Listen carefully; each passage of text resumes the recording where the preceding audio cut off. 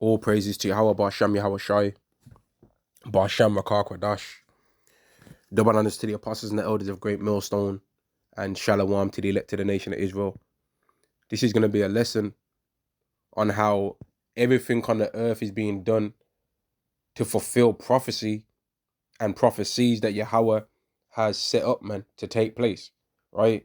And that, therefore, in knowing that, gets rid of the delusional idea that people have of free will. And I'm going to go into some scriptures and prove that free will is not a thing. This is Proverbs chapter 20 and verse 24. Man's goings of Yahweh, how can a man then understand his own way? The things that men do have been decided by Yahweh aforetime, right? Every single thing that people do is being done so that prophecy can be fulfilled. And a good story to go to is the story of the Exodus, man, because it shows that all of the events that took place in the Exodus was prophesied to happen. And it was prophesied to happen before a thing as the Israelites even existed, right? The Israelites did not even exist before that time, that event that they went through of the story of the Exodus even happened, man. Genesis chapter 15 and verse 1. After these things, the word of Yahweh came unto Abram in a vision, saying, Fear not, Abram, I am thy shield and thy exceeding great reward. And Abram said, Lord Yahweh, what wilt thou give me, seeing I go childless, and the steward of my house Eleazar, and the steward of my house is this Eleazar of Damascus? And Abram said, Behold, to me thou was given no seed, and lo, one is born in mine house. And lo, one born in mine house is mine heir. And behold, the word of Yahweh came unto him, saying, This shall not be thine heir, but he that cometh from out of thine own bowels shall be thine heir, meaning an actual descendant of you. And he brought him forth abroad and said, Look now toward heaven, and tell the stars, if thou be able to number them. And he said unto him, So shall thy seed be. And he believed in Yahweh, and it was counted to him for righteousness. Now let me jump down, verse 13. And he said unto Abram, Know of a surety that thy seed shall be a stranger in a land that is not theirs, and shalt serve them, and they shall afflict them 400 years. And this was talking about what the Israelites went through. It wasn't talking about the Ishmaelites, who can also be considered seed, right? It wasn't talking about the Edomites, right? It wasn't talking about any other descendant of the of Abraham other than the Israelites, man. They are the seed. They are the people that are counted to Abraham as seed, right? Because when you go to Romans 9, it goes into that they're not all of Israel that are of Israel, and even goes into how just because you're from Abraham, you ain't accounted as the seed neither, right? Meaning that even being an Israelite itself isn't enough to get the kingdom of heaven. You have to be of the elect. Just saying you was a descendant of Abraham didn't mean that you was going to get part of the covenant, because the Ishmaelites didn't get it. Neither did the Edomites. Neither did any of the sons that Abraham had with Keturah become it neither. Right? Verse 14, and also that nation whom they shall serve will I judge, and afterward they shall come out with great substance. And thou shalt go to thy fathers in peace. Thou shalt be buried in a good old age. But in which that even was prophecy, meaning that Abram is going to live to a good old age, man. He's going to grow old. So Yahweh is letting him know that you ain't going to die as a young man. You're going to die old. Right? Verse 16, but in the fourth generation there shall come hither again, for the iniquity of the Amorites is not yet full. So Yahweh is even letting it be known that the people that are currently in the land, they've got to do certain wickedness, so that I've got to judge them as well. So that lets you know that prophecy was made in that time, man. Prophecy led for all of those events to take place. Joseph ending up in the land in the first place. That was all part of prophecy. And let me see if I can find that scripture where Joseph said, "Don't to his brothers, don't be sad that you sold me here, because Yahweh made it happen." Here we go. Genesis chapter 45 and verse 8. So it was not you that sent me hither, but God, and he have made me a father to Pharaoh, and lord of all his house, and a ruler throughout all the land of Egypt. Right? So Joseph told his brothers that it wasn't even because of you why I ended up here, really. Even though you technically did sell me here, It was because of Yahweh why I ended up there. And let me get another scripture. Exodus chapter 9 and verse 16. And in very deed for this cause have I raised thee up, for to show my power in thee, and that my name might be declared throughout all the earth. And that's a message that was given unto Pharaoh, letting Pharaoh know that this captivity that you've done to these people was prophesied a long time ago, so that I can judge you. And that's exactly the same thing that's happening to Esau. And that's why, right, the day is going to come where all the things that Esau has been getting away with now, all the weird spells and all the madness that he's doing, all the esoteric, dodgy things that they're doing behind the scenes, all the weird handshakes, and how when they talk to you, sometimes they might try and touch you on your shoulder and all this dodginess that these devils do, right? All the foot positions that they have when they're speaking to you, how they don't answer a question and go around in circles and all that and get away with it all the time. All of that's eventually not going to work no more, because Yahweh is going to put an end to it working on the left-hand side. Because according to prophecy, their hurtful works are going to be fulfilled. Isaiah chapter 47 and verse 10. For thou hast trusted in thy wickedness, thou hast said, none seeth me, thy wisdom and thy knowledge have perverted thee, and thou hast said in thine heart, I am, and none else beside me. Therefore shall evil come upon thee, and thou shalt not know from whence it riseth, and mischief shall fall upon thee, thou shalt not be able to pull it off, and desolation shall come upon thee suddenly, which thou shalt not know. Stand thou with thine enchantments, and with the multitude of thy sorceries, wherein thou hast laboured from thy youth. If so be, so if it's not prophesied for you to fall when you start to see these things happening, right? If it's not that way, then you should be able to profit, right?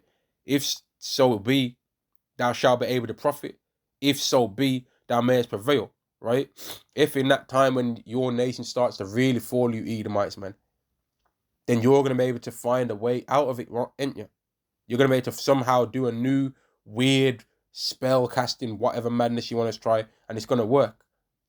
But you're gonna find that it don't work no more, because the kingdom is finished. Your rulership has run out, man. Right? Your kingdoms came to an end. And that's why when you people do all these interviews on the things going on in the land of Israel right now, and you people try and do all these interviews and you're complaining about this, about the statute of limitations on lands, and that you're not making a biblical claim to the land, but you're making a legal and a moral claim to the land. You're showing that you're not the people, but at the same time you're trying to do an attack on the real Israelites, right? You're trying to do an attack on the real Israelites, man, and you're also having to think about how you've stole America and how you've stole all these other lands too. And you're realizing that the excuses that you make as to why you deserve certain lands, other people can say exactly the same things, and you, if we're following those rules, then you would have to get out of these people's countries, then wouldn't you? You would have to take your armies out of all of these people's countries where you're extracting resources too. You'd have to get out.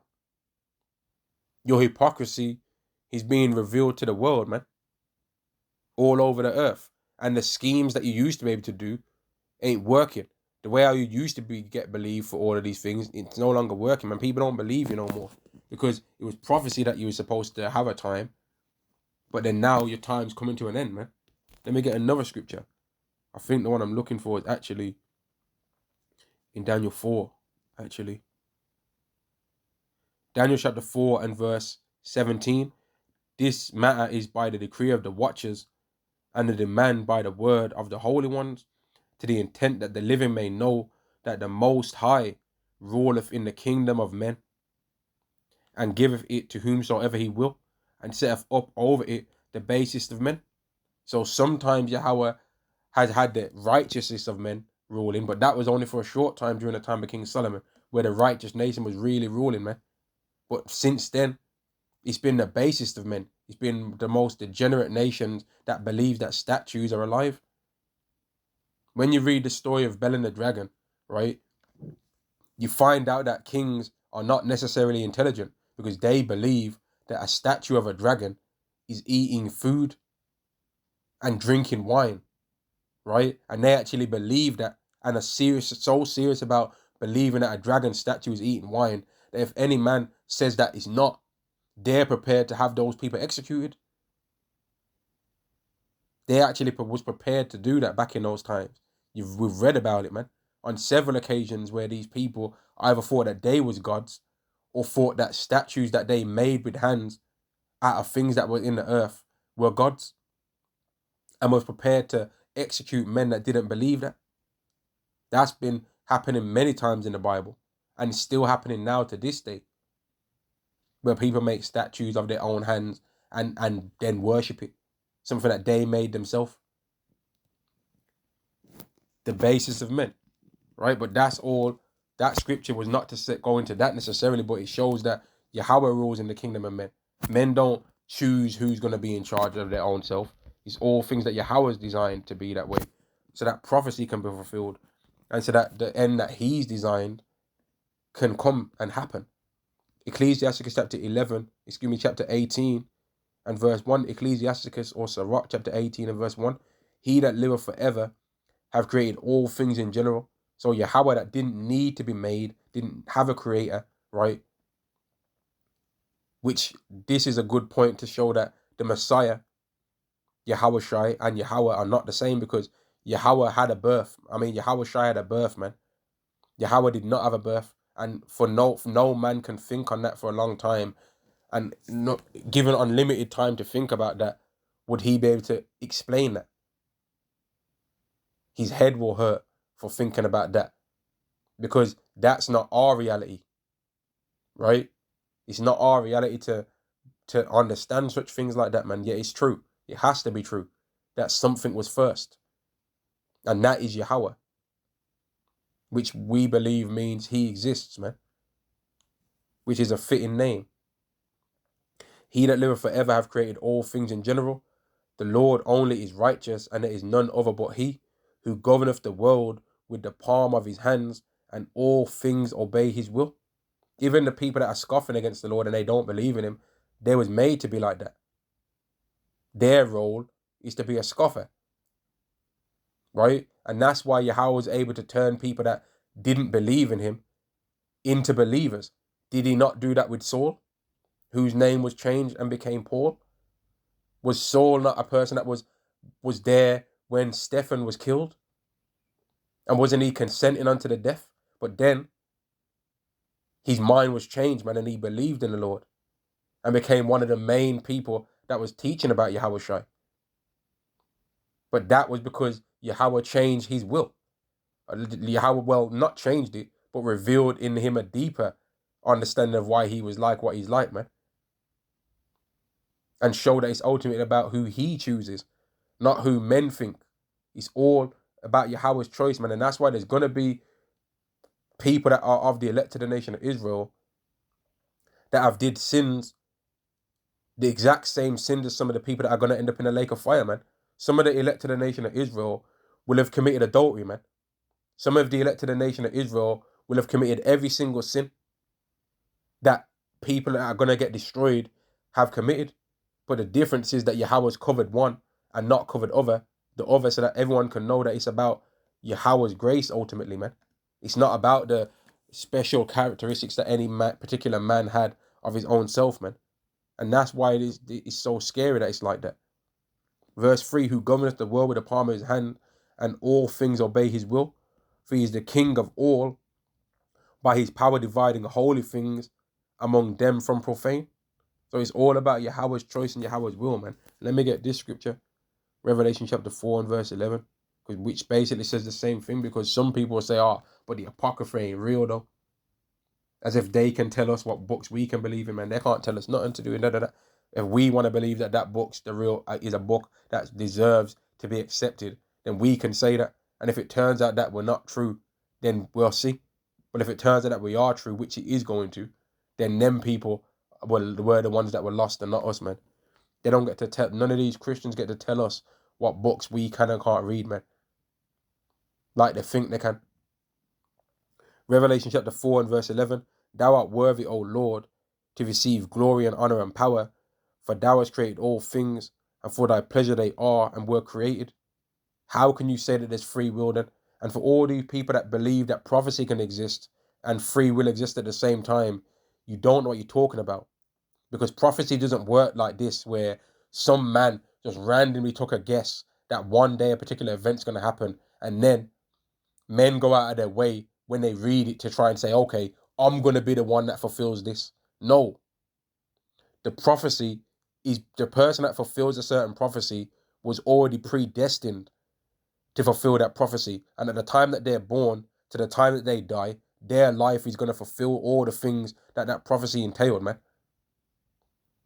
Right? That's how it works. And if it worked the way you people try and say it works, where, okay, prophecy happens, but there ain't no free will, well, then that would mean that it would be possible to stop prophecy from happening, because all men have their own free will. So whatever prophecies that God said can happen, that's based on men's free will. So then you can stop it from happening then. That's what that would mean. But these people are not intelligent enough to talk to us about none of these Bible things, man. They're not intelligent enough. They're not spiritually gifted enough to talk about us in terms of spiritual things, man. And that's why they always talk about things about DNA and want proof for every single thing that you can mention in the Bible, as if it's possible to prove all of the things. And then they laugh at spiritual things. They'll laugh at the idea of throwing tanks. They'll laugh at the idea of men flying. They'll laugh at the idea even of us saying that we're going to be immortal. Yet one of their favorite Bible verses is John 3:16, which speaks on immortality. They laugh at these things because they don't really believe in it. Right? They don't really believe in immortality. They don't really believe that a man could walk on water. They don't really believe that a man can cast out devils and demons from somebody. They don't believe that. They don't believe really that a man can resurrect from the dead. They don't believe that. They don't believe that a man can fight off 3,000 with a bone of an ass. Because if they did believe that, then they wouldn't think that the idea of a man throwing a tank would be laughable. They don't believe that a man can push the pillars of a building down and cause to kill more people of his enemies in his death than he did in his life. They don't believe that. And if they don't believe that, then they don't believe the story of the Exodus, neither. They don't believe that Yahweh split the waters. They don't believe in the flood. Because if they believed in the flood, that the flood was possible, then they believe that it's possible for a man to throw a tank. That wouldn't be laughable. That wouldn't be a joke. Because there's things that are in the Bible that are written that are way more impressive than a man throwing a tank, right? For a man to resurrect the dead is way more impressive than for a man to throw a tank. So why would they laugh at us saying these things? Why would they laugh at us believing that we're going to get superpowers, which is what we believe? Because they don't believe in free will. I mean, they don't believe in prophecy, really. They don't believe in Yahweh being the ruler of all men, and that free will is just a delusion. They don't believe that. Even though there's many stories in the Bible that prove that to be true. The story of Exodus proves that free will is not real. Because the whole event was told that was going to happen to Abraham before the Israelites even existed. It was told that Abraham that's going to happen before the Israelites even were born, man. Before Jacob was even born, that was told. But they don't know anything. Free will is not real, man. And prophecy is decided by Yahweh. It's not decided by men. Right? And I'm going to end the lesson there. Shalom to the elect of the nation of Israel.